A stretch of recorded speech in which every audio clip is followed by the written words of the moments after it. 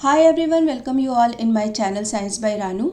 आज हम लोग नई सीरीज शुरू कर रहे हैं आईयूपीएसी नॉमेनक्लेचर ऑफ एल्केन।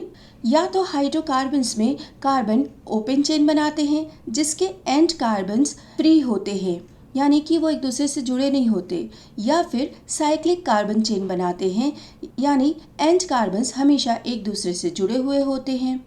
तो एल्केन एक ओपन चेन हाइड्रोकार्बन है जिसमें सिंगल बॉन्ड से ही कार्बन्स जुड़े होते हैं। अलग अलग number of carbons of alkene के लिए अलग अलग नाम डिसाइड किए गए हैं। ये है उनकी लिस्ट। अगर एक कार्बन है तो मेथ, दो कार्बन है तो एथ, तीन कार्बन है प्रोप। ये पूरी लिस्ट आप अच्छे से याद कर लीजिए। किसी मॉलिक्यूल के नाम में अगर एन यानी कि ANE लिखा है तो समझ जाना कि ये सिंगल बॉन्ड एल्केन है।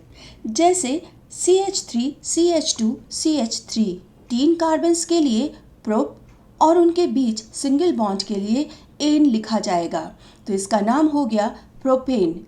इसे स्केलेटल फॉर्म में ऐसे लिखेंगे 1, 2, 3 और ज्वाइंट वाली जगह नंबर ऑफ कार्बन को शो करती है। First C, second C, third C single bond से जुड़े हुए हैं, इसलिए सिंगल लाइन बनेगी। कार्बन की वैलेंसी 4 होती है, तो इसका मतलब है लाइन के दोनों फ्री कार्बन्स पर 3 हाइड्रोजन और सेकेंड कार्बन पर 2 हाइड्रोजन होंगे।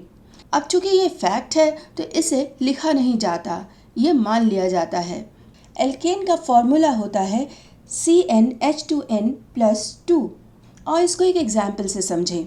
इसमें टोटल 3 कार्बन हैं और 8 हाइड्रोजन हैं जो CnH2n+2 फॉर्मूला को सेटिस्फाई कर रहे हैं।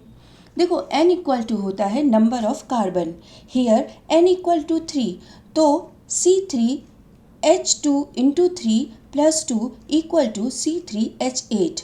तो एक्सपेंडेड फॉर्म में भी देखो, प्रोपेन में अगर 3 कार्बन है तो 8 हाइड्रोजन है, जो इस फॉर्मूले के हिसाब से बिल्कुल सही है। अब ये दो फिगर देखकर कमेंट बॉक्स में बताओ कि इस स्ट्रक्चर का नाम क्या है। हम लोग इस स्ट्रक्चर के नाम को नेक्स्ट वीडियो में डिस्कस करेंगे। Thank you for watching. जय हिंद।